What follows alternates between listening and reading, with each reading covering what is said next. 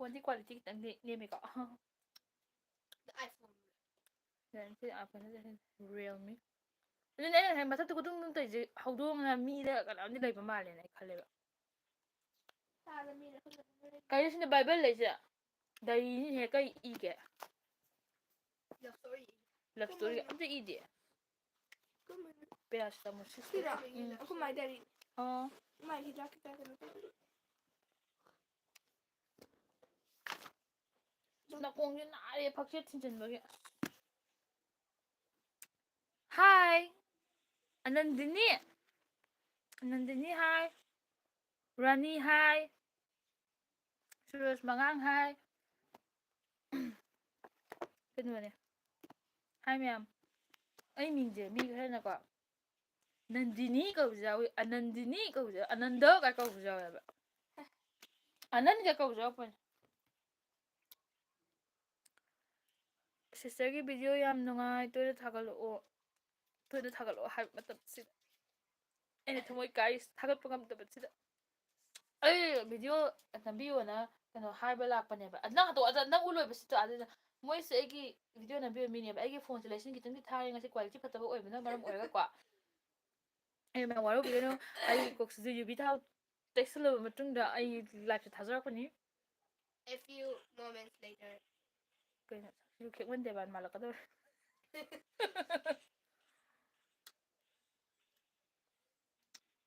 a few inches later ꯁꯤꯜꯀꯤꯁꯤꯅ ꯑꯩꯈꯣꯏ ꯏꯅꯥꯎꯄꯥ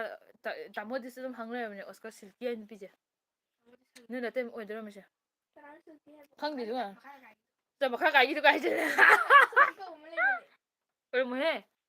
ꯍꯥꯏꯁꯦ ꯏꯅꯥꯎꯄꯥ ꯉꯁꯤ ꯊꯣꯛꯂꯛꯑꯝꯃꯦ ꯉꯔꯥꯡ ꯊꯣꯛꯂꯛꯑꯝꯃꯦ ꯆꯪꯈ꯭ꯔꯦ ꯔꯥꯅꯤ ꯑꯗꯨꯝ ꯍꯥꯏꯔꯦ ꯁꯤꯁꯇꯔꯒꯤ ꯚꯤꯗꯤꯑꯣ ꯌꯥꯝ ꯅꯨꯡꯉꯥꯏ ꯁꯤ ꯍꯥꯏ ꯄꯥꯈ꯭ꯔꯦ ꯑꯣꯀꯦ ꯁꯨꯔꯦꯁꯅ ꯍꯥꯏ ꯂꯨꯍꯣꯡꯕ ꯀꯔꯝ ꯀꯥꯟꯗꯅꯣ ꯐꯦꯕꯋꯥꯔꯤꯒꯤ ꯇꯥꯡ 3 ꯍꯥꯏꯗꯣꯛꯀꯅꯣ ꯑꯣ ꯁꯣꯔꯤ ꯇꯥꯍꯧꯕ꯭ꯔꯥ ꯇꯥꯒꯅꯣ ꯏꯅꯥꯎꯄꯥꯅ ꯍꯥꯏꯗꯣꯛꯀꯅꯣ ꯍꯥꯏꯌꯦ ꯐꯦꯕꯋꯥꯔꯤꯗꯅꯤ ꯌꯥꯝ ꯊꯤꯌꯦ ꯑꯩ ꯈꯛꯇꯅꯤ ꯁꯨꯃꯥꯏꯅ ꯇꯧꯔ ꯂꯥꯏꯚ ꯊꯥ ꯉꯝꯕ ꯏꯆꯟ ꯊꯣꯏꯒ ꯐꯥꯒꯤ ꯇꯧꯕꯅꯦ ꯃꯃꯤꯡ ꯄꯟꯊꯣꯛꯈ꯭ꯔꯗꯤ ꯀꯤꯖꯩꯌꯦ ꯑꯩ ꯋꯥ ꯈꯟꯅꯕ ꯉꯝꯖꯔꯣꯏ ꯅꯔꯦꯁ ꯁꯨꯈꯥꯝ ꯚꯤꯗꯤꯑꯣ ꯊꯥꯒꯠꯂꯛꯈꯤꯗꯕꯁꯦ ꯌꯥꯝ ꯅꯨꯡꯉꯥꯏꯇꯦ ꯚꯤꯗꯤꯑꯣ ꯅꯝꯕꯤꯅꯕ ꯃꯤ ꯂꯩꯇꯕꯒꯤꯅꯦ ꯅꯣꯡꯃꯥꯏꯊꯦꯝ ꯆꯟꯆꯟ ꯍꯥꯏ ꯅꯨꯡꯉꯥꯏꯕ ꯎꯗ ꯀꯨꯏꯔꯦ ꯅꯨꯡꯉꯥꯏꯔꯤꯌꯦ ꯂꯥꯏꯁ꯭ꯔꯝ ꯕꯤꯀꯥꯁ ꯆꯥꯛ ꯆꯥꯕꯁꯦ ꯆꯥꯔꯦ ꯀꯣꯕꯤ ꯁꯥꯛ ꯅꯣꯡꯃꯥꯏꯊꯦꯝ Chanchan I love you I love you I love you ꯆꯦ ꯍꯥꯏ ꯅꯔꯦꯁ ꯁꯤꯁꯇꯔꯒꯤ BF ꯀ ꯌꯥꯝ ꯆꯥꯅꯩꯀꯣ ꯆꯨꯡꯈꯥꯝ ꯅꯔꯦꯁ ꯆꯨꯡꯈꯥꯝꯁꯦ ꯀ꯭ꯋꯥ ꯆꯥꯏꯔ ꯅꯠꯇꯦꯍꯦ ꯑꯆꯥꯄꯣꯠꯅꯦ ꯑꯉꯥꯡꯅ ꯄꯤꯕꯅꯦ ꯌꯥꯝ ꯍꯥꯎꯕ ꯑꯆꯥꯄꯣꯠ ꯑꯩ ꯃꯥꯒ ꯈꯟꯅꯕ ꯉꯝꯖꯔꯣꯏ ꯃꯅꯤ ꯑꯞꯗꯦꯠ ꯏꯃꯥ ꯀꯤꯖꯩꯌꯣ ꯏꯃꯥ ꯀꯞꯈꯠꯂꯛꯑꯗꯤ ꯏꯃꯥ ꯑꯩ ꯁꯤꯔꯦꯅꯦ ꯀꯦꯀꯦ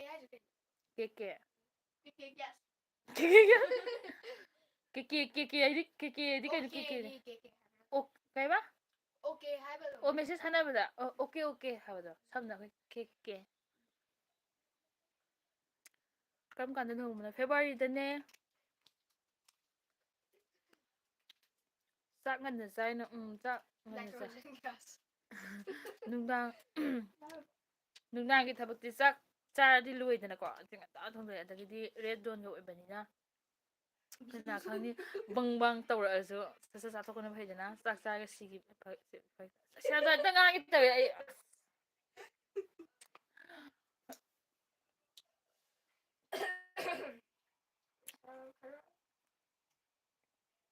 ꯌꯨꯝꯅꯥꯝ ꯑꯅꯟꯗ ꯀꯩꯅꯣ ꯃꯤꯡ ꯃꯔꯛ ꯃꯔꯛꯇ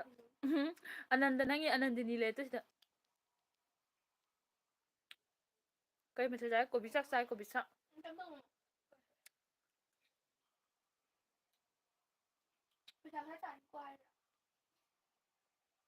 ꯏꯆꯦꯅ ꯊꯥꯔꯛꯇ꯭ꯔꯦ ꯃꯩ ꯊꯥꯗꯕꯅꯦ ꯊꯥꯔꯛꯑꯣꯔꯥ ꯑꯣꯟ ꯇꯧꯔꯤꯁꯤꯗꯤ ꯑꯩꯒꯤ ꯊꯥꯗꯦ ꯑꯣꯁꯀꯔ ꯊꯥꯝꯃꯦ ꯅꯪꯒꯤ ꯊꯥꯔꯛꯑꯣꯔꯥ ꯑꯩꯗꯤ ꯅꯣꯡ ꯐꯥꯗꯣꯛꯇꯪ ꯂꯥꯛꯄꯅꯦ ꯑꯩꯒꯤ ꯊꯥꯒꯗꯕꯅꯦ ꯑꯩꯈꯣꯏꯒꯤ ꯑꯃ ꯇꯧꯒꯦ ꯌꯥꯅꯤ ꯃꯣꯝꯄꯥꯛꯇ ꯃꯣꯝꯄꯥꯛ ꯐꯤꯗꯛ ꯍꯥꯏꯗꯣꯏꯔꯥ ꯐꯤꯗꯛꯇꯤ ꯊꯤꯟꯖꯤꯜꯂꯒ ꯁꯥꯍꯟꯕꯤꯗꯣ ꯌꯥꯝ ꯅꯨꯡꯉꯥꯏ ꯍꯥꯏꯕ ꯅꯣꯏꯕꯨ ꯃꯤ ꯃꯦꯝꯗꯨ ꯂꯥꯛꯏꯅꯦ ꯃꯣꯝꯄꯥꯛ ꯑꯔꯨꯝꯕ ꯍꯥꯏ ꯊꯥꯔꯣ ꯂꯣ ꯊꯥꯔꯣ ꯈꯪꯗꯦ ꯑꯗꯨꯝ ꯁꯥꯒꯗꯕ ꯍꯣꯏ ꯍꯣꯏ ꯃꯩ ꯆꯥꯔꯛꯀꯅꯤꯀꯣ ꯊꯨꯟꯗꯕꯣ ꯂꯨꯍꯣꯡꯑꯝꯗꯥꯏꯁꯤꯗ ꯍꯥꯏꯔꯗꯤ ꯇꯧꯔꯛꯀꯅꯨ ꯀꯤꯖꯗ꯭ꯔꯣ ꯅꯣꯏ ꯁꯤ ꯑꯗꯨꯝ ꯊꯥꯔ ꯇꯨꯝꯃꯤꯁꯦ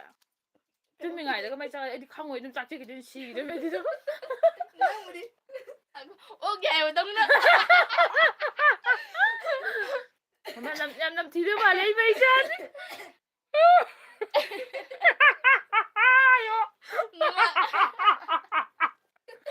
ꯏꯀꯥꯏꯖꯩꯀꯣ ꯌꯥꯝꯅ ꯏꯁ ꯇꯨꯝꯕꯗ ꯑꯩ ꯌꯥꯝ ꯇꯜꯂꯦ ꯑꯩ ꯁꯤꯕ ꯌꯥꯝ ꯊꯤꯗꯧ ꯃꯥꯜꯂꯦ ꯍꯥꯏꯕ ꯑꯣꯀꯦ ꯍꯥꯏꯕꯗꯧꯅ ꯄꯨꯡ ꯀꯥ ꯍꯔꯪꯗ ꯌꯣꯟꯕꯗꯣ ꯍꯧꯔꯝꯗꯤ ꯑꯃ ꯌꯣꯟꯕꯗꯣ ꯀꯦꯖꯤ ꯑꯣꯜꯂ ꯌꯣꯟꯊꯣꯛꯎꯒꯦ ꯍꯥꯏꯔ ꯑꯗꯨꯒ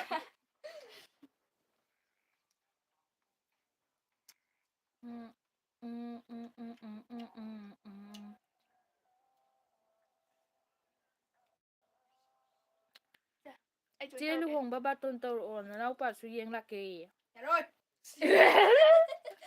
ꯁꯤꯗꯤ ꯑꯊꯤꯕ ꯏꯅꯥꯎꯄꯥ ꯑꯃ ꯂꯩ ꯁꯤ ꯌꯥꯔꯣꯏ ꯍꯥꯏꯔꯤꯁꯦ ꯂꯥꯛꯑꯣ ꯕꯥꯇꯣꯟ ꯇꯧꯗꯁꯨ ꯑꯗꯨꯝ ꯂꯥꯛꯑꯣ ꯑꯩꯗꯤ ꯑꯩꯈꯣꯏ ꯑꯟꯅꯣꯟ ꯃꯤꯕꯨ ꯀꯧꯗꯦ ꯑꯩ ꯅꯪꯒꯤ ꯂꯥꯏꯐꯇ ꯋꯦꯠ ꯈꯔ ꯇꯥꯕ꯭ꯔꯣ ꯃꯤꯡ ꯃꯥꯟꯅꯕꯤ ꯍꯥꯏ ꯑꯅꯟꯗꯁꯤꯅ ꯆꯪꯉꯣ ꯑꯩꯁꯦ ꯋꯦꯠ 3 ꯇꯥꯔꯦꯕꯀꯣ ꯑꯗꯨꯒꯤ ꯍꯔꯥꯎꯃꯟꯈꯤꯗꯅꯅꯦ ꯑꯩꯒꯤꯗꯤ ꯀꯣꯕꯤ ꯆꯥꯁꯤꯟꯕ ꯑꯌꯨꯛꯇꯁꯨ ꯉꯥꯍꯩ ꯊꯣꯡꯕ ꯈꯔ ꯆꯥꯈ꯭ꯔꯦ ꯂꯩꯊꯧꯑꯣ ꯑꯩꯁꯦ ꯋꯦꯠ 3 ꯇꯥꯔꯦꯕꯀꯣ ꯑꯅꯟꯗꯤꯅꯤꯅ ꯍꯥꯏꯕꯤꯔꯛꯏ ꯆꯦꯁꯦ ꯄꯥꯎ ꯄꯥꯔꯝꯕꯗꯨꯔꯣ ꯀꯩꯒꯤ ꯇꯣꯛꯏꯅꯣꯌꯦ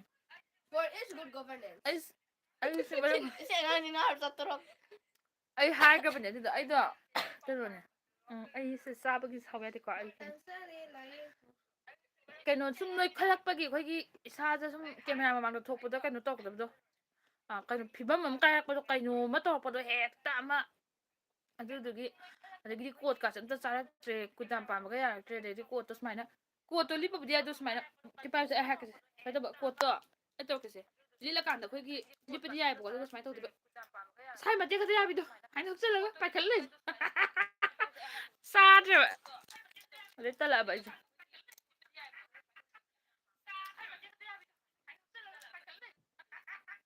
ꯋꯥꯔꯤꯗꯤ ꯃꯩꯅꯦ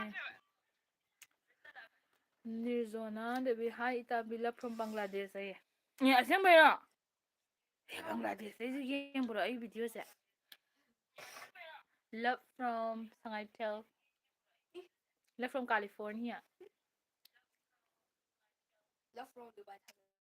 ꯑꯩ ꯁꯤꯔꯦ ꯅꯣꯛꯄꯗ ꯑꯣꯛ ꯌꯥꯏꯕꯗꯧꯅ ꯍꯥꯏꯌꯦ ꯑꯗꯨꯅꯦ ꯍꯥꯏꯁꯦ ꯃꯆꯦꯁꯤ ꯃꯣꯏꯅ ꯀꯌꯥ ꯁꯤꯖꯕꯤꯔꯤꯅꯣ ꯌꯦꯡꯉꯣ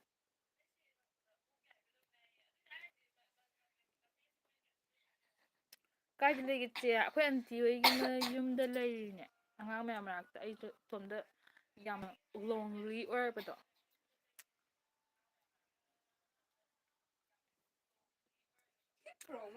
ꯃꯌꯥꯝ ꯉꯔꯥꯡ ꯅꯍꯥꯟꯗꯒꯤ ꯌꯥꯝ ꯏꯪꯉꯦꯀꯣ ꯏꯪꯗ꯭ꯔꯥ ꯌꯥꯝ ꯏꯪꯉꯦ ꯍꯧꯖꯤꯛ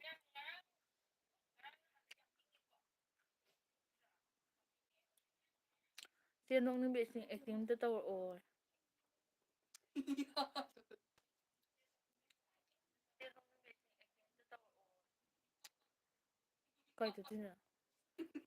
ꯀꯩꯗꯧꯗꯣꯏꯅꯣ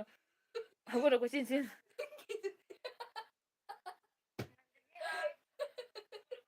ꯑꯦ ꯌꯥꯝ ꯅꯣꯛꯅꯤꯡꯕ꯭ꯔꯣ ꯑꯩ ꯁꯛꯁꯦ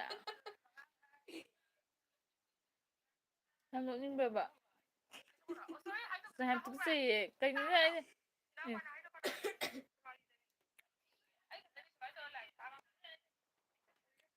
ꯀꯛꯆꯤꯡꯗ ꯉꯔꯥꯡ 6°C ꯑꯁꯦꯡꯕꯩꯔꯅꯦ ꯑꯁ ꯑꯣꯏꯔꯣꯏ ꯄꯥꯔꯣꯏꯗꯕ ꯇꯧꯅꯨ ꯑꯗꯨꯃꯥꯏꯅ ꯃꯤꯉꯣꯟꯗ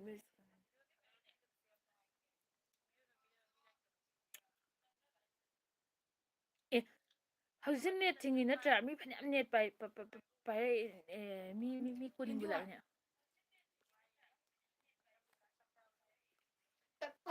ꯍꯣꯏ ꯅꯪꯅ ꯍꯥꯏꯕꯗꯣ ꯑꯃ ꯀꯩꯅꯣꯒꯤꯗꯣ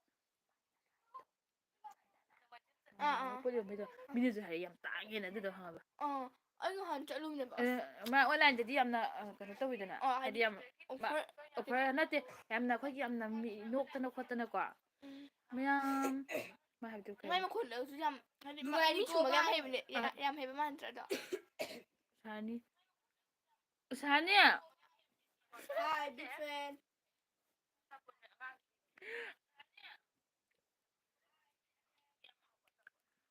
Nuai bai hai. Nungairiko. Nuai chiru dai ro. Akwai si chiru dai ro sida mai sai khoi hing chiru haise. Jasna sairam net thingdabaga manai da sidi khoidi yai chingna konina. Akwai jo mafum khara yai. ꯑꯗꯨ ꯃꯥꯏꯗꯣ ꯃꯥꯏ ꯑꯦꯛꯇꯤꯡꯗꯣ ꯉꯁꯥꯏ ꯑꯩꯅ ꯇꯧꯈꯤꯕꯅꯤꯅ ꯌꯥꯝꯅ ꯁꯤ ꯃꯥꯟꯈ꯭ꯔꯦ ꯑꯗꯨ ꯅꯨꯄꯤꯗꯣ ꯃꯥꯅ ꯑꯩꯅ ꯇꯧꯈꯤꯕꯗꯣ ꯍꯧꯖꯤꯛꯀꯤ ꯅꯨꯄꯤꯗꯣ ꯃꯌꯥꯝ ꯗ꯭ꯔꯦꯁ ꯑꯅꯧꯕ ꯑꯃ ꯂꯥꯛꯑꯦꯀꯣ ꯃꯌꯥꯝ ꯌꯦꯡꯕ ꯂꯥꯛꯄ ꯌꯥꯅꯤꯀꯣ ꯁꯤꯁꯦ ꯃꯆꯨꯁꯤꯗ ꯂꯥꯛꯑꯦꯀꯣ ꯑꯗꯣ ꯏꯃꯥꯟꯅꯕꯤ ꯆꯠꯂꯨꯏꯌꯦ ꯑꯗꯨꯒꯅꯦ ꯃꯌꯥꯝ ꯈꯨꯝꯅꯤꯡꯒꯨꯝ ꯈꯨꯝꯅꯤꯡꯗꯒꯨꯝ ꯇꯧꯔꯛꯑꯦ ꯍꯥꯏꯕ ꯑꯗꯨꯒꯅꯦ ꯇꯥꯡꯉꯦ ꯄꯣꯠꯁꯦ ꯀꯨꯇꯥꯡ ꯆꯠꯂꯨꯕ꯭ꯔꯕ ꯁꯦ ꯑꯩꯁꯨ ꯏꯟꯁꯇꯥꯒ꯭ꯔꯥꯝꯗ ꯑꯩ ꯁꯦꯂꯤꯡꯅꯦ ꯚꯥꯏ ꯅꯣꯡꯃ ꯆꯧꯁꯤꯔꯣ ꯆꯧꯁꯤꯔꯣ ꯅꯣꯡꯃ ꯂꯩꯁꯨ ꯂꯩꯗꯕ ꯏꯀꯥꯏꯁꯤ ꯆꯠꯂꯣꯗ ꯑꯩꯉꯣꯟꯗ ꯆꯥꯕꯒ ꯑꯝꯇ ꯌꯥꯎꯔꯝꯗꯣꯏ ꯃꯥꯟꯗꯦ ꯅꯣꯛꯅꯤꯡꯕ ꯑꯦꯛꯇꯤꯡ ꯑꯃ ꯇꯧꯕ ꯁꯦꯂꯤꯡꯅꯦ ꯚꯥꯏ ꯌꯥꯝ ꯅꯨꯡꯁꯤꯌꯦ ꯏꯔꯕꯅꯤ ꯌꯦꯡꯉꯣꯅꯦ ꯆꯤꯔꯨꯗꯒꯤ ꯁꯤꯗ ꯐ꯭ꯔꯦꯟ ꯑꯃ ꯂꯥꯛꯏꯁꯦ ꯅꯨꯡꯁꯤ ꯍꯥꯏꯕ ꯆꯦ ꯅꯪꯁꯦ ꯌꯥꯝ ꯅꯣꯛꯅꯤꯡꯉꯦ ꯑꯩꯁꯨ ꯅꯣꯛꯅꯤꯡꯉꯦ ꯍꯥꯏꯕ ꯑꯩꯅ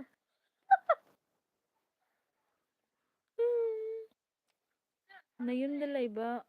ꯃꯥꯟꯗꯦ ꯅꯪꯁꯨ ꯂꯩꯇꯦ ꯃꯤ ꯃꯌꯨꯝꯗ ꯂꯩꯌꯦ ꯎꯁꯥꯅꯤ ꯁꯨꯃꯤꯇ꯭ꯔꯣ ꯑꯍꯩꯕꯝ ꯍꯥꯏ ꯆꯦꯆꯦ ꯂꯞ ꯐ꯭ꯔꯣꯝ ꯕꯪꯒ꯭ꯂꯥꯗꯦꯁ ꯍꯥꯏ ꯆꯦꯆꯦ ꯍꯥꯏꯔꯒ ꯍꯪꯉꯣꯏꯒꯤ ꯏꯃꯣꯖꯤ ꯍꯥꯞꯄꯤꯁꯦ ꯀꯩꯅꯣ ꯑꯩꯁꯦ ꯍꯪꯉꯣꯏ ꯃꯥꯜꯂꯦ ꯁꯤꯔꯣ ꯍꯥꯏ ꯆꯦꯆꯦ ꯍꯥꯏꯔꯒ ꯍꯪꯉꯣꯏꯒꯤ ꯏꯃꯣꯖꯤ ꯍꯥꯞꯄꯤꯁꯦ ꯀꯩꯒꯤꯅꯣ I mean why ꯀꯜꯂꯨ ꯊꯧ ꯍꯥꯏꯕ ꯑꯩꯅ ꯁꯤꯗ ꯊꯥꯔꯤꯕ ꯂꯥꯏꯞꯁꯦ ꯎꯕꯗ ꯄꯦꯟꯗ꯭ꯔꯕ ꯅꯈꯣꯏ ꯑꯅꯤꯅ ꯐꯣꯟ ꯑꯃꯃꯝ ꯄꯥꯏꯔꯒ ꯑꯩꯗꯤ ꯏꯟꯁꯇꯥꯒ꯭ꯔꯥꯝꯗ ꯊꯥꯔꯤꯌꯦ ꯚꯥꯏ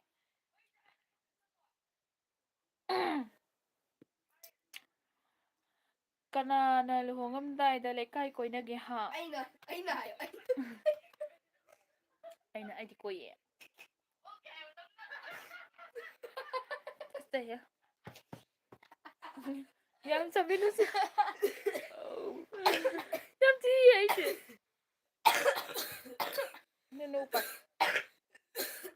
ꯍꯥꯏ ꯂꯞ ꯐ꯭ꯔꯣꯝ ꯃꯦꯟꯃꯥꯔꯒ ꯍꯥꯏꯖꯤꯜꯂꯛꯏ ꯂꯞ ꯐ꯭ꯔꯣꯝ ꯗꯨꯕꯥꯏ ꯑꯗꯣ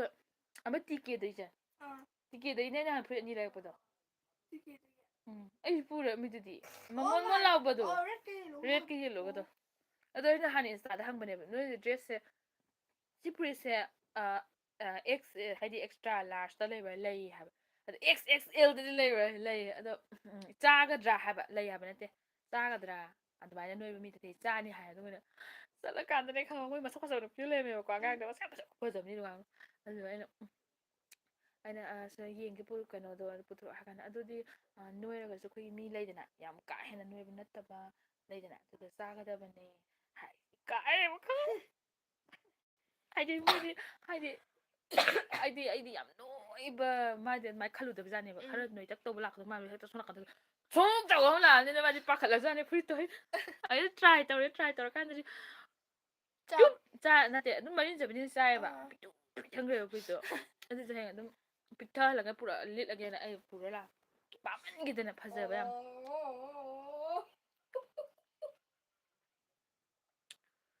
ꯍꯥꯏ ꯂꯞ ꯐ꯭ꯔꯣꯝ ꯃꯤꯖꯣꯔꯥꯝ ꯀꯥꯏꯅ ꯈꯥꯏ ꯂꯩ ꯏꯃꯥꯟꯅꯕꯤ ꯅꯤꯔꯖꯣꯅꯥ ꯗꯦꯕꯤ ꯆꯦ ꯂꯨꯍꯣꯡꯗꯣꯏ ꯏꯃꯨꯡꯗꯣ ꯌꯥꯝ ꯅꯨꯡꯉꯥꯏꯅꯤ ꯈꯜꯂꯦ ꯈꯪꯗꯦ ꯑꯗꯨꯗꯤ ꯅꯨꯡꯉꯥꯏꯔꯤꯔꯥ ꯅꯨꯡꯉꯥꯏꯔꯣꯏꯗꯣꯏꯔꯥ ꯑꯗꯣ ꯑꯩ ꯈꯪꯅꯗꯕ ꯃꯤꯗꯗꯤ ꯇꯨꯃꯤꯟ ꯂꯩꯌꯦ ꯍꯥꯏꯗꯤ ꯈꯔ ꯑꯩꯅ ꯀꯣꯏꯕꯗꯣ ꯌꯥꯝꯅ ꯀꯩꯅꯣꯅꯦꯕ ꯑꯩꯈꯣꯏꯁꯦ ꯑꯩꯅꯦ ꯌꯥꯝꯅ ꯑꯦꯛꯁꯇ꯭ꯔꯣꯕꯔꯠ ꯑꯣꯏꯌꯦꯕꯀꯣ ꯑꯩꯁꯦ ꯑꯗꯨꯒꯅꯦꯀꯣ ꯑꯩꯅ ꯈꯤꯇꯪ ꯍꯥꯏꯗꯤ ꯈꯪꯗꯦ ꯑꯩꯅ ꯀꯩꯅꯣ ꯇꯧꯗꯕ ꯃꯤꯗꯗꯤꯅꯦ ꯌꯥꯝꯅ ꯏꯟꯇ꯭ꯔꯣꯕꯔꯠꯀꯤ ꯇꯥꯏꯞꯇ ꯈꯪꯗꯦ ꯇꯧꯋꯦꯕ ꯀꯩꯝꯇ ꯋꯥ ꯉꯥꯡꯅꯤꯡꯗꯕꯤ ꯑꯩꯈꯣꯏ ꯃꯤ ꯄꯨꯜꯂꯒ ꯆꯥꯕ ꯆꯥꯁꯤ ꯂꯥꯛꯑꯣ ꯈꯣꯠꯂ ꯃꯤ ꯄꯨꯅꯤꯡꯗꯕꯗꯣ ꯑꯃ ꯑꯩꯅ ꯈꯪꯗꯕ ꯃꯤ ꯌꯥꯎꯔꯗꯤ ꯆꯦ ꯅꯪ ꯌꯨꯝ ꯄꯥꯜꯂꯕ ꯍꯥꯏꯔ ꯑꯁꯔ ꯍꯥꯏꯔꯣ ꯌꯨꯖꯔ ꯍꯥꯏꯔꯣ ꯈꯪꯉꯦ ꯄꯥꯟꯗ꯭ꯔꯤꯌꯦ ꯄꯥꯟꯗꯣꯔꯕꯅꯦ ꯑꯩꯅ ꯇꯥꯟꯒꯗ꯭ꯔꯣꯕꯅꯦ ꯆꯦꯁꯦ ꯌꯥꯝ ꯐꯅꯤ ꯑꯣꯏꯌꯦ ꯆꯦ ꯂꯩꯃꯤꯟꯅꯔꯗꯤ ꯉꯥꯎꯗꯧ ꯃꯥꯜꯂꯦ ꯉꯥꯎꯗꯕ ꯁꯣꯅꯣ ꯆꯨꯗꯕꯅꯤꯅ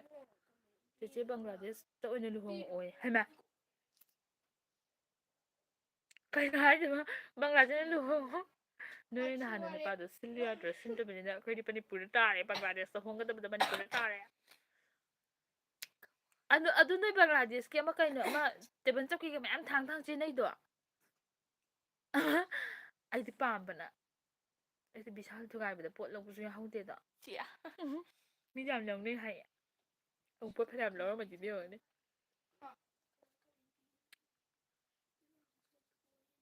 ꯇ꯭ꯔꯨꯠ ꯑꯥꯎꯠꯁ꯭ꯄꯣꯀꯟ ꯅꯦꯅꯦ ꯅꯃꯥꯟꯅꯕꯤꯗꯣ ꯀꯗꯥꯏꯗ ꯂꯪꯊꯣꯛꯈ꯭ꯔꯦ ꯀꯅꯥꯅꯣ ꯏꯃꯥꯟꯅꯕꯤꯕꯣ ꯀꯔꯝꯕꯅꯣ ꯑꯩꯁꯨ ꯈꯪꯗꯦ ꯅꯪꯁꯨ ꯈꯪꯗꯦ ꯑꯩꯈꯣꯏꯕꯥꯅꯤ ꯁꯤꯁꯦ ꯀꯃꯥꯏꯅ ꯄꯤꯗꯣꯏꯅꯣ ꯀꯩꯗꯣ ꯀꯃꯥꯏꯅ ꯅꯠꯇꯦ ꯁꯤꯗꯩ ꯁꯨꯃꯥꯏꯅ ꯌꯥꯏꯌꯦ ꯌꯥꯏꯌꯦ ꯀꯩꯅꯣ ꯌꯦꯡꯒꯦ ꯄꯨꯔꯛꯑꯣ ꯀꯩꯅꯣ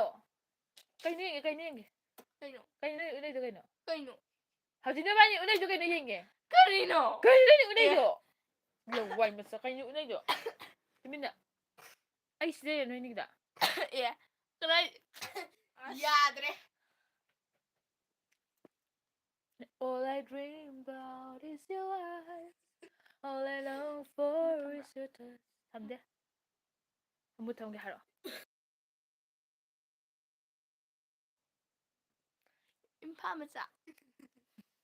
ꯅꯍꯥꯟꯕꯨ ꯑꯩꯉꯣꯟꯗ ꯅꯪꯅ ꯂꯋꯥꯏ ꯃꯆꯥ ꯂꯥꯎꯔꯝꯕꯗꯣ ꯁ꯭ꯀꯨꯜ ꯀꯩꯅꯣ ꯍꯜꯂꯛꯄꯗ ꯑꯗꯨꯒ ꯑꯩꯈꯣꯏ ꯏꯃꯥꯟꯅꯕ ꯏꯝꯐꯥꯜ ꯃꯆꯥ ꯂꯥꯎꯔꯝꯕꯗꯣ ꯇꯥꯕ꯭ꯔꯥ ꯇꯥꯍꯧꯗꯦ ꯑꯩꯈꯣꯏꯁꯨ ꯐꯪꯍꯧꯗꯤꯌꯦ ꯇꯦꯕꯜ ꯆꯧꯀꯤꯗꯣ ꯅꯣꯏ ꯑꯝꯇ ꯂꯧꯍꯧꯗ꯭ꯔꯕꯕ ꯚꯤꯌꯨꯋꯔꯁꯤꯡꯗꯤ ꯕꯥꯔꯇꯣꯟ ꯇꯧꯔꯣꯏꯗ꯭ꯔꯣ ꯕꯥꯔꯇꯣꯟ ꯍꯥꯏꯕ ꯑꯩꯅ ꯇꯧꯔꯕꯅꯦ ꯂꯣꯏꯅ ꯂꯥꯛꯑꯣ ꯌꯥꯏꯌꯦ ꯆꯥꯛ ꯆꯥꯔꯕꯣ ꯅꯪ ꯆꯥꯔꯦ ꯍꯧꯖꯤꯛ ꯆꯥꯛ ꯆꯥꯔꯦ ꯀꯣꯕꯤ ꯆꯥꯛ ꯆꯥꯔꯦ ꯍꯥꯏꯕ ꯑꯩꯈꯣꯏꯗꯤ ꯐꯤꯖꯪ ꯅꯨꯡꯖꯪꯒ ꯑꯝꯇ ꯈꯜꯂꯔꯣꯏꯗ ꯃꯥꯟꯇꯣꯞ ꯃꯌꯥꯏꯒꯤ ꯖꯁ ꯑꯩꯈꯣꯏ ꯃꯌꯥꯝ ꯐꯝꯅ ꯈꯣꯠꯅꯕ ꯀꯩꯅꯥꯝꯕꯣꯔ ꯐꯝꯕꯩ ꯑꯗꯨꯃ ꯈꯔ ꯈꯜꯂꯅꯤꯀꯣ ꯑꯗꯨꯒ ꯑꯗꯨꯝ ꯊꯥꯗꯔꯔꯣꯏꯕ ꯑꯩꯗꯤ ꯏꯀꯥꯏꯖꯩ ꯂꯥꯛꯄꯨꯗꯤ ꯂꯥꯛꯑꯣ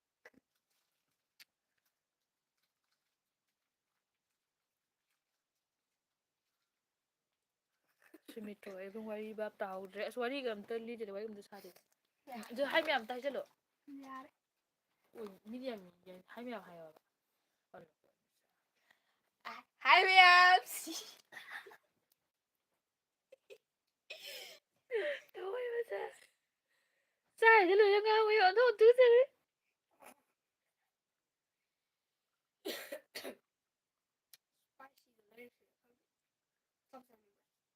ꯆꯥꯛ ꯆꯥꯔꯦ ꯍꯥꯏꯕ ꯅꯣꯏ ꯆꯥꯛ ꯂꯥꯝꯃꯕ꯭ꯔꯣ ꯅꯪ ꯂꯨꯄꯥ ꯄꯩꯁꯥ ꯇꯥꯍꯧꯋꯦꯗꯣ ꯐꯪꯉꯕ ꯐꯪꯉꯦ ꯑꯦꯟꯖꯦꯜ ꯂꯧꯈ꯭ꯔꯦ ꯑꯩꯉꯣꯟꯗ ꯂꯨꯄꯥ 10 ꯄꯤꯊꯣꯛꯈ꯭ꯔꯦ ꯑꯦꯟꯖꯦꯜꯗ ꯑꯩ ꯄꯩꯁꯥ ꯄꯨꯔꯛꯄꯅꯤꯅ ꯂꯨꯄꯥ 10 ꯄꯤꯕꯤꯒꯦꯅ ꯅꯨꯡꯉꯥꯏꯇꯦ ꯅꯪ ꯗꯨꯀꯥꯟ ꯐꯝꯃꯤꯗꯨꯅ ꯃꯥꯅ ꯊꯥꯒꯤ ꯀꯌꯥ ꯁꯥꯕꯤꯒꯦ ꯑꯗꯨ ꯅꯣꯏꯗꯤ ꯆꯥꯗꯦꯕ ꯁꯨꯡꯆꯥ ꯆꯥꯗꯦꯕ ꯅꯣꯏ ꯅꯆꯤꯟ ꯅꯅꯥꯎꯁꯦ ꯃꯤ ꯗꯨꯀꯥꯟꯗꯩ ꯂꯩꯔ ꯆꯥꯏꯕ ꯅꯣꯏ ꯗꯨꯀꯥꯟꯗꯩ ꯆꯥꯕ ꯀꯤꯕ꯭ꯔꯕ ꯅꯃꯥ ꯀꯤꯕ꯭ꯔꯕ ꯀꯤꯗꯤꯌꯦ ꯑꯟꯇꯤ ꯀꯤꯗꯦ ꯍꯥꯏꯕ ꯂꯥꯎꯔꯛꯑꯗꯤ ꯑꯃꯨꯛꯇꯪ ꯕꯉꯥꯁꯅꯥ ꯀꯥꯏꯁꯦ ꯑꯣꯛꯈꯤꯗ꯭ꯔꯕ ꯑꯉꯥꯡꯁꯦ ꯃꯃꯥꯗꯤ ꯀꯤꯕꯖꯥꯠꯅꯤꯀꯣ ꯀꯥꯏꯗꯅꯣ ꯑꯩ ꯀꯃꯦꯟꯒ ꯄꯥꯗꯦ ꯁꯤ ꯍꯥꯏ ꯌꯨꯖꯔ ꯍꯥꯏꯗꯣ ꯑꯁꯔ ꯍꯥꯏꯗꯣ ꯀꯩ ꯍꯥꯏꯗꯣꯏꯅꯣ ꯈꯪꯗꯤꯌꯦ ꯑꯩ ꯄꯥꯏꯔꯤꯁꯤꯗꯤ Santosh W I love you video I love you too ꯍꯥꯏꯒꯦ ꯇꯧꯋꯦ ꯑꯥꯏ ꯂꯚ ꯌꯣꯔ ꯚꯤꯗꯤꯑꯣ ꯍꯥꯏꯔꯒ ꯑꯥꯏ ꯂꯚ ꯌꯨ ꯇꯨ ꯍꯥꯏꯒꯦ ꯇꯧꯋꯦ ꯊꯦꯡꯀ꯭ꯌꯨ ꯁꯨꯃꯤꯇ꯭ꯔꯣ ꯑꯍꯩꯕꯝ ꯆꯦꯆꯦ truth or there truth or there ꯏꯆꯟ ꯈꯜꯂꯨ ꯀꯩꯅꯣ ꯄꯥꯝꯕ ꯋꯤꯆ ꯋꯥꯟ ꯇꯨ ꯆꯨꯁ ꯅꯪ ꯑꯝꯇ ꯍꯥꯏꯔꯛꯑꯣꯅꯦ ꯅꯪ ꯄꯥꯝꯕ ꯑꯗꯣ ꯍꯥꯏꯔꯛꯑꯣꯕ ꯅꯪ ꯑꯝꯇ ꯅꯪ ꯍꯥꯏꯕꯗꯣ ꯇꯧꯒꯦ ꯍꯥꯏꯔꯛꯑꯣꯕ ꯇ꯭ꯔꯨꯠ ꯍꯥꯏꯔꯣꯅꯦ truth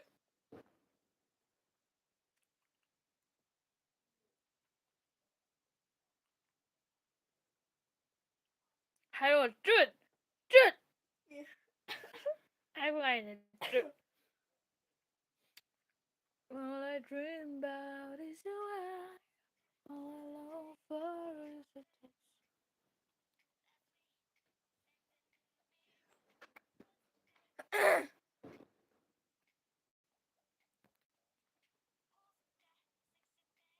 Sonika Maibam, love you. I love you too, baby.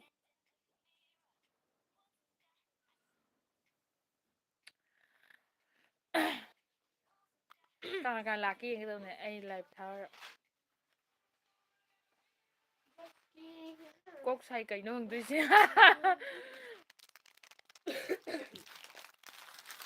너는 spicy spicy 먹 사봐봐. 사리 마리. 엄마 부티 먹 사비니 시대야. 맞더라. Kawa sa Pilipa. Pero paano nibiba?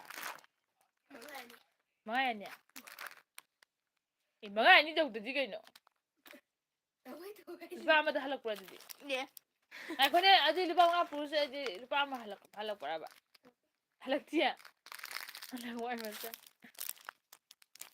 Ako makakain strawberry farm tꯧꯕꯗ ꯂꯩꯔꯕꯣ ꯂꯩꯇꯦ ꯏꯕꯦꯝꯃ ꯀꯨꯏꯈ꯭ꯔꯦ strawberry farm ꯃꯨꯠꯈ꯭ꯔꯦ ꯑꯦꯂꯤꯁꯀ ꯂꯥꯛꯑꯝꯕꯅꯤꯗꯥꯏꯅ ꯑꯦꯂꯤꯁꯇꯣ ꯈꯪꯕ꯭ꯔꯥ ꯀꯔꯝꯕ ꯑꯦꯂꯤꯁ ꯐꯤꯂꯝ ꯈꯪꯒꯦ ꯑꯣ ꯀꯩꯅꯣꯝꯗꯗꯤ ꯌꯥꯎꯕꯅꯤ ꯃꯥ ꯑꯗꯨ ꯀꯩꯅꯣꯝꯗꯗꯤ ꯌꯥꯎꯕꯅꯤ ꯅꯤꯉꯣꯜ ꯆꯥꯛꯀꯧꯕꯩ ꯀꯩꯅꯣꯝꯗꯗꯤ ꯌꯥꯎꯕꯅꯤ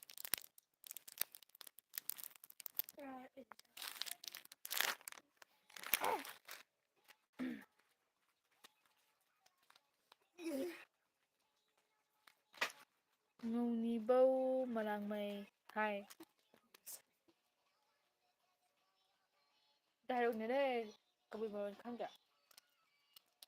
ꯍꯥꯏꯔꯛꯑꯣꯅꯦ Hello Nuptha ꯅꯞꯇꯨꯊꯥ ꯑꯦ ꯍꯩ ꯉꯧꯅꯤꯕꯧ ꯃꯂꯥꯡꯃꯩ ꯅꯞꯇꯨꯊꯥ ꯑꯩ ꯈꯪꯉꯤꯁꯤ ꯅꯞꯇꯨꯊꯥ ꯇꯔꯈꯣ ꯇꯔꯈꯣ ꯑꯗꯨ ꯍꯥꯏꯔꯗꯤ ꯌꯥꯝ ꯈꯪꯉꯝꯃꯦꯀꯣ ꯑꯩ ꯏꯃꯥꯟꯅꯕꯤ ꯃꯌꯥꯝ ꯂꯩꯕ ꯅꯪ ꯐꯨꯒꯦ ꯍꯥꯏꯕꯁꯤ ꯀꯩ ꯍꯥꯏꯕ ꯅꯪ ꯀꯄꯤꯊꯣ ꯍꯥꯏꯕ꯭ꯔꯥ ꯈꯪꯗꯦ ꯁꯦꯔꯥꯟ ꯇꯨꯔꯥꯟ ꯉꯥꯡꯒꯅꯨꯀꯣ ꯅꯃꯥꯏ ꯁꯨꯃꯥꯡ ꯊꯥꯏ ꯍꯥꯏꯗꯤ ꯅꯖꯥꯎ ꯀꯄꯤꯌꯨꯇꯣ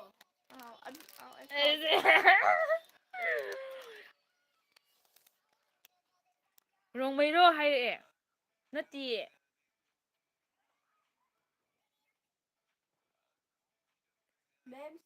ꯑꯗꯨ ꯁꯤꯗꯤ ꯐꯖꯗ꯭ꯔꯥ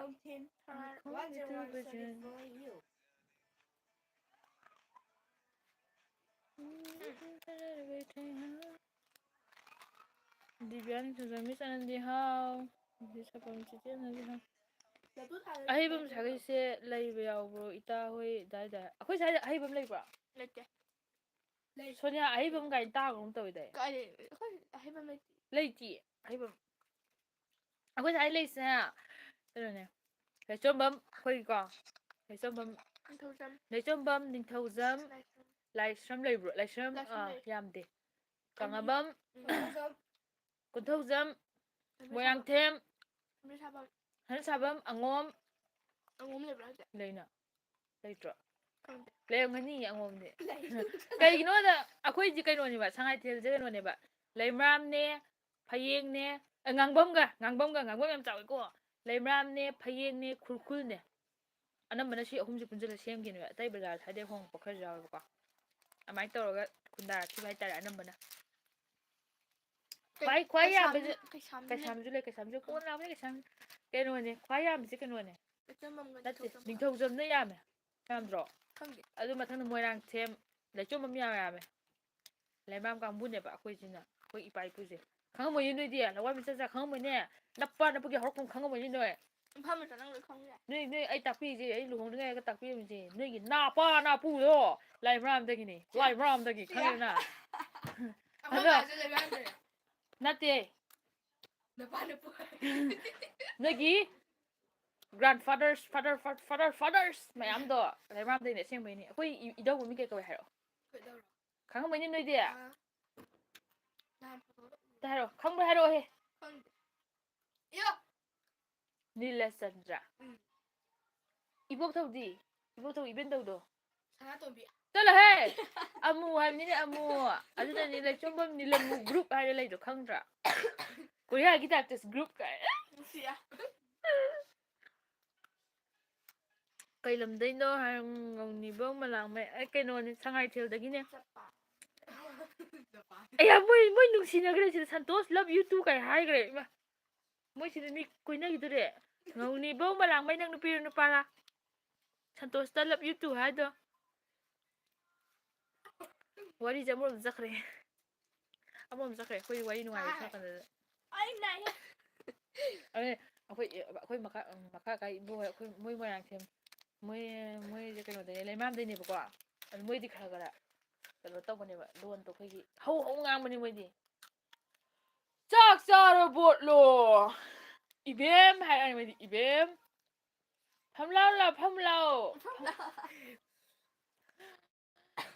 나마 레호브로 짝짝한데 까리 떠우리버노 까리 떠우리노 하는데 까리 떠우리 보트노 보트노 하지 뭐래 아 ꯑꯩꯈꯣꯏ 이보 ꯂꯩꯃꯥꯝꯗꯒꯤ ꯃꯔꯣꯟ ꯂꯣꯏ ꯈꯣꯏꯔꯝꯃꯦ ꯊꯥꯏꯅ ꯍꯅꯨꯕꯤ ꯑꯁꯤ ꯃꯊꯛꯇ ꯏꯕꯣꯛ ꯁꯦꯟꯗꯟ ꯇꯣꯡꯗꯕꯤ ꯏꯕꯣꯛꯇꯣ ꯐꯥꯗꯣ ꯈꯪꯉꯤꯅ ꯀꯣꯟꯇ꯭ꯔꯤꯛ ꯀꯣꯟꯕꯤ ꯁꯦꯟꯗꯟ ꯇꯣꯡꯗꯕ ꯂꯩꯕꯗꯣ ꯑꯃ ꯑꯗꯨ ꯃꯔꯣꯟ ꯈꯣꯏꯗꯣ ꯑꯃ ꯈꯪꯕ꯭ꯔꯥ ꯃꯊꯛꯇ ꯁ꯭ꯀꯨꯜ ꯂꯩꯕꯗꯣ ꯁ꯭ꯀꯨꯜ ꯂꯩꯕ ꯃꯅꯥꯛꯇꯩꯗꯨꯔꯣ yes you're right ꯑꯝꯇ ꯐꯥꯀꯧꯕ꯭ꯔꯥ ꯍꯥꯏꯁꯦ ꯃꯥꯏ ꯅꯨꯄꯥ ꯇꯣꯝꯊꯤꯟ ꯀꯧꯕ꯭ꯔꯥ ꯁꯟꯇꯣꯁ ꯖꯕ꯭ꯂꯤꯎꯁꯤꯅ ꯑꯥꯏ ꯑꯦꯝ ꯒꯔꯜꯒ ꯍꯥꯏꯔꯛꯏ ꯑꯩ ꯁꯨꯝ ꯂꯥꯏꯞ ꯊꯥꯛꯄꯅꯦ ꯃꯌꯥꯝ ꯉꯥꯏꯍꯥꯛ ꯊꯦꯡꯅꯅꯤꯡꯗꯅ ꯇꯧꯕꯅꯦꯀꯣ ꯑꯩ ꯑꯅꯟꯗꯁꯨ ꯂꯥꯛꯀꯅꯤ ꯑꯗꯨꯝ ꯈꯪꯉꯦꯀꯣ ꯑꯗꯨꯅ ꯁꯨꯝ ꯃꯌꯥꯝ ꯊꯦꯡꯅꯅ ꯇꯧꯕꯅꯦ ꯑꯗꯣ ꯑꯩꯒꯤ ꯂꯥꯏꯐꯁꯤꯒꯤꯅ ꯑꯩ ꯂꯥꯏꯐꯁꯤꯗꯒꯤ ꯀꯥꯟꯅꯍꯧꯔꯦ ꯃꯤ ꯑꯅꯤ ꯉꯧꯅꯤꯕꯧ ꯃꯂꯥꯡꯃꯩꯒ ꯁꯟꯇꯣꯁ ꯗꯕ꯭ꯂꯤꯎꯒ ꯊꯨꯡꯅꯈ꯭ꯔꯦ ꯍꯧꯖꯤꯛ ꯀꯣꯏꯅꯍꯧꯗꯔꯦ ꯅꯨꯄꯤꯒ ꯅꯨꯄꯥꯒ ꯒ꯭ꯌꯥꯟ ꯃꯦꯟ ꯑꯝꯇ ꯇꯥꯗ꯭ꯔꯦ ꯅꯣꯏꯕꯗꯤ ꯀꯣꯏꯅꯍꯧꯔꯣ ꯁꯨ ꯊꯨꯡꯅꯔꯣ ꯔꯦꯁꯤꯁꯀ ꯍꯥꯏꯔꯤꯁꯤ ꯀꯩꯅꯣ ꯑꯅꯟꯗꯁꯤꯅ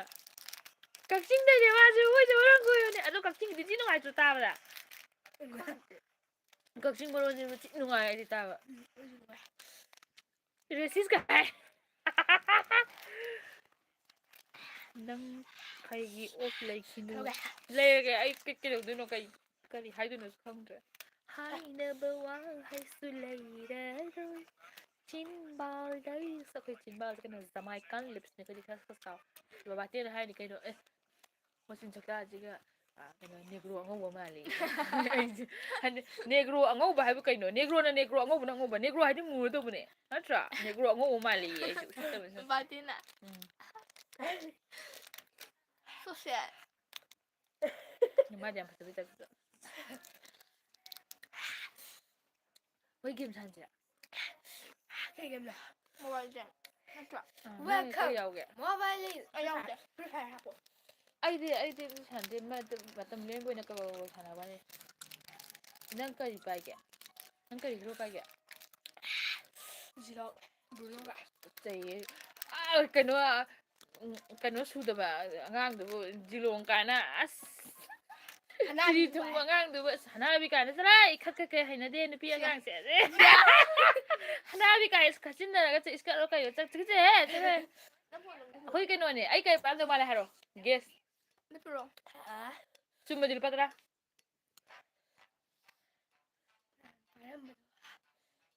ꯑꯗꯨꯃꯥꯏꯅ ꯈꯟꯗꯕꯤꯗ ꯍꯥꯏꯔꯣꯕ ꯅꯤꯡꯁꯤꯡꯗꯕꯤꯗ ꯍꯥꯏꯔꯣ ꯀꯩ ꯍꯦꯔꯣꯒ ꯄꯥꯏꯔꯝꯗꯧ ꯃꯥꯜꯂꯦ ꯑꯩꯁꯦ ꯍꯥꯏꯔꯣ ꯏꯆꯟ ꯍꯥꯏꯔꯣ ꯆꯨꯝꯕ ꯃꯤꯗ ꯂꯨꯄꯥ 10 ꯄꯤꯕꯅꯦ ꯁ꯭ꯋꯥꯏꯗ ꯁꯨꯗꯥꯕꯤꯗꯣ ꯑꯩ ꯈꯪꯗꯦ ꯁꯨꯗꯕꯤꯗꯨꯕꯨ ꯁꯨꯃꯥꯏꯅ ꯁꯨꯗꯕꯤ ꯍꯤꯔꯣ ꯌꯥꯝ ꯌꯥꯎꯋꯦꯅ ꯃꯔꯨꯒ ꯀꯣꯛꯄꯗꯣ ꯆꯠꯂꯣꯍꯦ ꯃꯔꯨ ꯀꯣꯛꯄ ꯍꯤꯔꯣ ꯌꯥꯎꯕ꯭ꯔꯥ ꯍꯥꯏꯁꯦ ꯑꯩ ꯃꯁꯝ ꯍꯧꯗꯕ ꯍꯤꯔꯣ ꯄꯥꯏꯅꯤꯡꯗꯦ ꯇꯨꯁꯦ ꯀꯔꯤ ꯑꯗꯣ ꯍꯥꯏꯔꯛꯑꯣ ꯏꯆꯟ ꯁꯥꯔꯦ ꯅꯪꯒꯤꯁꯦ ꯀꯤꯖꯩ ꯃꯨꯊꯠꯂꯣ ꯑꯝꯇ ꯍꯥꯏꯔꯛꯑꯣꯅꯦ ꯇꯦꯡ ꯄꯥꯏꯔꯝꯗꯧ ꯃꯥꯔꯛ ꯁꯨꯃꯦ ꯃꯌꯥꯝ ꯀꯩꯅꯣ ꯇꯧꯋꯦ ꯀꯩꯅꯣ ꯊꯥꯔꯛꯑꯝꯃꯦ ꯃꯌꯥꯝ ꯑꯁꯤꯗ ꯄꯥꯍꯧꯏ ꯁꯟꯇꯣꯁ ꯖꯕ꯭ꯂꯤꯎ ꯑꯥꯏ ꯂꯚ ꯍꯥꯔꯠꯁꯤꯅꯦ thank you so much Santosh Sumitra ꯍꯩꯕꯝ ꯆꯦꯆꯦꯕꯨ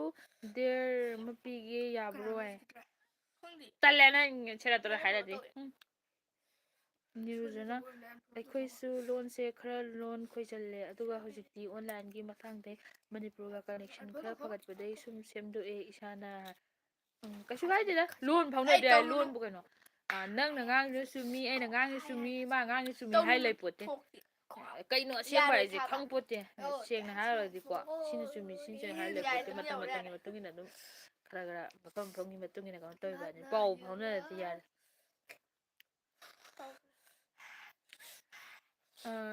ꯄꯣꯌꯦꯡꯗ ꯀꯛꯆꯤꯡ ꯕꯣꯔꯥ ꯄꯨꯔꯛꯑꯣ ꯑꯁꯦꯡꯕꯩꯁꯨ ꯑꯅꯟꯗ ꯅꯪ ꯂꯥꯛꯎꯀꯣ ꯑꯩ ꯂꯨꯍꯣꯡꯕ ꯀꯛꯆꯤꯡ ꯕꯣꯔꯥ ꯄꯨꯔꯛꯑꯣ ꯑꯩ ꯀꯛꯆꯤꯡ ꯕꯣꯔꯥꯁꯦ ꯌꯥꯝ ꯆꯥꯏ ꯍꯥꯏꯕ ꯀꯦꯖꯤ 3ꯅꯦ ꯂꯩꯔꯛꯏꯗꯣ ꯅꯍꯥꯟꯃꯨꯛ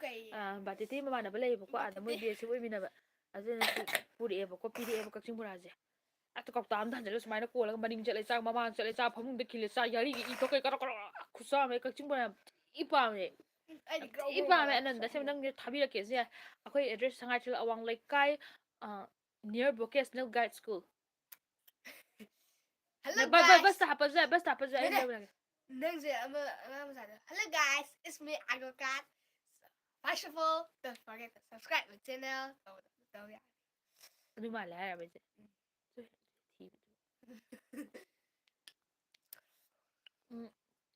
ꯑꯩꯁꯨ ꯌꯥꯎꯒꯦ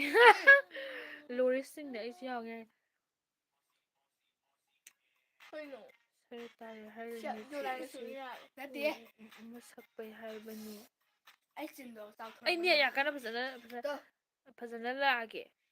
Ay ꯍꯣꯏ sinjong. ꯑꯩ ꯀꯩꯅꯣꯝ ꯍꯥꯏꯒꯦ ꯉꯥꯏꯈꯣ ꯅꯣꯏꯕꯥꯅꯤ ꯃꯊꯪ ꯁꯟꯗꯦꯗ ꯑꯩ ꯚꯤꯗꯤꯑꯣꯗ ꯅꯝꯕꯤꯌꯨꯕ Sunday akhoi exam ꯂꯩꯔꯤꯌꯦ. ꯆꯩ Exam date ꯅꯣꯏ ꯍꯌꯦꯡ ꯉꯁꯤ ꯑꯩꯈꯣꯏꯗꯤ ꯄꯩꯈꯥ ꯇꯧꯔꯤꯕ ꯑꯗꯨꯅ ꯉꯟꯅ ꯁꯨꯇꯤ ꯊꯥꯏꯕ ꯅꯣꯏ 18ꯗ ꯅꯣꯏ ꯁ꯭ꯀꯨꯜ ꯁꯨꯇꯤ ꯊꯥꯔꯒꯗꯤ ꯁꯪꯉꯣꯏꯅꯦꯀꯣ ꯁ꯭ꯀꯨꯜ ꯄꯨꯡ 3 ꯃꯈꯥꯏꯗ ꯁꯨꯇꯤ ꯊꯥꯏ exam ꯂꯣꯏꯔꯛꯄꯗ ꯄꯨꯡ 4ꯒꯨꯝꯕ ꯇꯥꯔꯦ ꯑꯗꯨꯝ ꯄꯨꯡ ꯑꯦꯛꯖꯥꯝ ꯂꯣꯏꯔꯒꯗꯤ ꯀꯔꯝ ꯀꯥꯟ ꯂꯣꯏꯗꯣꯏꯕ ꯑꯩ ꯂꯨꯍꯣꯡꯉꯅꯤ ꯏꯕꯨꯡꯉꯣ ꯅꯣꯏ ꯑꯦꯛꯖꯥꯝ ꯂꯣꯏꯕꯗ exam 18ꯗꯅꯦ ꯂꯣꯏꯁꯦ ꯗꯦꯠ 18ꯗ ꯂꯣꯏꯗꯣꯏꯕ ꯏꯁ ꯑꯗꯨ ꯃꯇꯨꯡ ꯃꯉꯥꯏꯔꯣꯏꯗꯣꯏꯕ ꯑꯩꯁꯦ ꯑꯗꯨ ꯃꯇꯨꯡ ꯅꯝ ꯌꯥꯏ ꯀꯩꯅꯣ ꯑꯗꯨꯗꯤ 18ꯗꯤ ꯀꯩ ꯅꯨꯃꯤꯠ ꯇꯥꯏ ꯑꯩꯈꯣꯏ ꯁ꯭ꯇꯗꯤ ꯂꯤꯞ ꯊꯥꯕ ꯌꯥꯏ ꯑꯁꯤꯗ ꯀꯦꯂꯦꯟꯗꯔ ꯂꯩꯔꯦ ꯍꯣꯏ ꯁ꯭ꯇꯗꯤ ꯂꯤꯞ ꯊꯥꯔꯗꯤ ꯉꯥꯛꯇꯪ ꯂꯥꯛꯑꯣ ꯚꯤꯗꯤꯑꯣ ꯅꯝꯕꯤꯕꯀꯣ ꯄ꯭ꯂꯤꯖ ꯑꯆꯥꯄꯣꯠ ꯑꯩꯈꯣꯏ ꯑꯣꯐ ꯂꯩꯕꯤꯒꯦꯕ ꯑꯃꯨꯛ ꯄꯤꯗꯤ ꯏꯆꯦ ꯅꯪꯕꯨ ꯌꯥꯝ ꯐꯠꯇꯦ ꯅꯠꯇꯦꯕ ꯔꯨꯇꯤꯟ ꯌꯦꯡꯒꯦꯔꯥ ꯌꯦꯡꯉꯨꯀꯣ ꯑꯗꯨ ꯁ꯭ꯇꯗꯤ ꯂꯤꯞ ꯄꯤꯔꯣꯏꯗ꯭ꯔꯣ ꯄꯤꯔꯗꯤ ꯚꯤꯗꯤꯑꯣ ꯈꯤꯇꯪ ꯅꯝꯕꯤꯌꯣ ꯑꯩ ꯁꯤꯗ ꯂꯣꯏꯁꯟꯈ꯭ꯔꯒꯦ ꯀꯦꯖꯤ ꯁꯦꯡꯉꯨ 4 ꯑꯣ ꯗꯦꯠ 18 ꯋꯦꯗꯅꯁꯗꯦ ꯇꯥꯏ ꯋꯦꯗꯅꯁꯗꯦ ꯌꯥꯔꯦ ꯁꯤ ꯊꯔꯁꯗꯦꯗꯀꯣ ꯗꯦꯠ 19ꯗꯣ ꯑꯦꯛꯖꯥꯝ ꯍꯦꯛ ꯂꯣꯏꯕꯒ ꯅꯣꯡꯉꯥꯟꯕꯒ ꯑꯗꯨꯝ ꯂꯥꯛꯑꯣ ꯑꯩꯈꯣꯏꯗ ꯈꯪꯉꯦꯅ ꯐꯒꯅꯤ ꯑꯩꯈꯣꯏꯁꯨ ꯂꯣꯏꯔꯅꯤꯕ ꯗꯦꯠ ꯑꯗꯥꯏꯗ ꯂꯣꯏꯔꯅꯤꯕ ꯄꯩꯈꯥ ꯑꯩꯈꯣꯏꯗꯤ ꯑꯩꯈꯣꯏ ꯉꯟꯇꯥ ꯕꯣꯁꯅ ꯊꯥꯅꯤ ꯍꯥꯏꯕꯅꯤ ꯂꯥꯛꯆꯒꯦ ꯂꯥꯛꯑꯣ ꯑꯁꯦꯡꯕ ꯑꯩ ꯚꯤꯗꯤꯑꯣ ꯅꯝꯗ꯭ꯔꯗꯤ ꯌꯥꯔꯣꯏꯕ ꯀꯨꯏꯔꯦꯕ ꯅꯝꯗꯕ ꯆꯦꯅꯦꯜꯒ ꯂꯣꯏ ꯁꯤꯈꯤꯕ ꯇꯥꯔꯦ ꯑꯩ ꯀꯅꯥꯅꯣ ꯍꯥꯏꯕ ꯀꯥꯎꯈ꯭ꯔꯦꯅꯦ ꯃꯤꯅ ꯃꯣꯏꯒꯤ ꯖꯦꯔꯦꯃꯤꯗ ꯁꯨꯝ ꯀꯥꯟꯗ ꯂꯥꯛꯑꯗꯤ ꯆꯦ ꯚꯤꯗꯤꯑꯣ ꯊꯥꯒꯠꯂꯛꯑꯦ ꯑꯩꯁꯨ ꯑꯃꯨꯛꯀ ꯑꯣꯂꯤꯕꯤꯌꯥꯅ ꯑꯦꯛꯖꯥꯝ ꯍꯧꯔꯅꯤ ꯊꯥꯒꯠꯂꯛꯇꯣꯏꯅꯦ ꯑꯗꯨꯒꯤ ꯚꯤꯗꯤꯑꯣ ꯃꯣꯏꯗꯤ ꯅꯝꯃꯤꯟꯅꯅꯕꯅꯦ ꯑꯩꯅ ꯑꯃꯨꯛꯀ ꯍꯥꯏꯁꯦ ꯗꯦꯠ 20 ꯀꯩꯅꯣꯝꯗ ꯂꯣꯏꯔꯅꯤ ꯇꯨꯀꯠꯆꯩꯌꯦ ꯅꯣꯏꯁꯦ ꯀꯔꯤꯅꯣꯅꯦ 16ꯗ ꯍꯧꯔꯒ ꯅꯪꯒꯤ ꯄꯩꯈꯥꯁꯤꯅ ꯀꯔꯝ ꯀꯥꯟꯗ ꯍꯧꯗꯣꯏꯅꯣ 16ꯗꯒꯤ 16ꯗꯤ ꯍꯧꯗꯣꯏꯔꯣ ꯑꯗꯣ ꯀꯔꯝ ꯀꯥꯟꯗ 16 ꯑꯗꯣ ꯅꯣꯏ ꯁ꯭ꯇꯗꯤ ꯂꯤꯞ ꯄꯤꯗꯕ ꯍꯥꯏꯔꯣ ꯏꯆꯦ ꯄꯤꯗꯦ ꯄꯤꯗꯤꯌꯦ ꯅꯣꯏ ꯁ꯭ꯀꯨꯜ ꯃꯥꯟꯅꯗꯦꯀꯣ ꯃꯥꯟꯗꯦ ꯅꯪ ꯀꯥꯏꯗꯅꯣ ꯁꯛꯈꯪꯗ ꯅꯠꯇ꯭ꯔꯣ ꯄꯤꯅꯕ꯭ꯔꯣ ꯄꯤꯅꯗꯕ꯭ꯔꯣ ꯅꯣꯏꯒꯤ ꯄꯤꯅꯩ ꯑꯩꯈꯣꯏ ꯗꯦꯠ ꯑꯦ ꯑꯗꯨꯗꯤ ꯅꯪ 9ꯗꯒꯤꯔ ꯁ꯭ꯀꯨꯜ ꯄꯨꯡ ꯉꯟꯇꯥ ꯊꯥꯏꯗꯨꯗꯤ ꯄꯨꯡ 2ꯗ ꯊꯥꯗꯥꯏꯅꯦ ꯑꯗꯣ ꯉꯥꯛꯇꯪ ꯂꯥꯛꯄ ꯌꯥꯏ ꯀꯩꯅꯣ ꯍꯌꯦꯡ ꯍꯦꯛꯇ ꯅꯝꯃꯁꯤꯔ ꯑꯗꯨꯗꯤ ꯀꯨꯏꯈ꯭ꯔꯗꯤ ꯁꯨꯝ ꯅꯝꯃ ꯂꯩꯈ꯭ꯔꯅꯤꯕ ꯑꯗꯨ ꯍꯌꯦꯡ ꯆꯥꯛ ꯆꯥꯊꯣꯛꯑ ꯂꯥꯛꯀꯗꯕ ꯆꯠ ꯂꯥꯎꯅ ꯅꯪ ꯑꯗꯨꯃꯥꯏꯅ ꯍꯥꯏꯔꯒ ꯂꯥꯛꯇ꯭ꯔꯗꯤ ꯈꯨꯄꯥꯛ ꯊꯥꯖꯤꯟ ꯅꯪ ꯑꯩ ꯁꯤꯈ꯭ꯔꯣꯔꯥ ꯀꯩꯅꯣꯅꯦ ꯃꯌꯥꯝ ꯃꯌꯥꯝ ꯑꯩ ꯊꯝꯃꯒꯦꯀꯣ ꯕꯥꯏ ꯑꯩ ꯁꯨꯝ ꯂꯥꯛꯄꯅꯦ ꯃꯌꯥꯝ ꯋꯥꯔꯤ ꯁꯨꯝ ꯁꯥꯟꯅꯅꯤꯡꯗꯅ ꯆꯠꯂꯣꯏꯌꯦ ꯂꯥꯏꯚ ꯃꯨꯊꯠꯂꯒꯦ ꯇꯧꯕꯅꯦ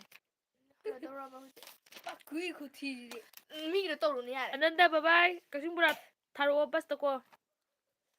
ꯏꯟꯁꯇꯥꯒ꯭ꯔꯥꯝꯗ ꯍꯥꯏꯔꯝꯃꯣ ꯍꯥꯟꯅ ꯅꯪ ꯀꯛꯆꯤꯡ ꯕꯣꯔꯥ ꯊꯥꯔꯛꯇꯣꯏꯗꯤ ꯈꯨꯠ ꯕꯕꯥꯏ ꯃꯌꯥꯝ ꯊꯝꯃꯦ ꯕꯦꯁꯂꯤꯟꯒ ꯇꯩꯁꯜꯂꯦꯅ ꯃꯣꯏ ꯀꯔꯟ ꯇꯧ ꯂꯩꯔꯝꯃꯤꯅꯦ ꯉꯔꯥꯡ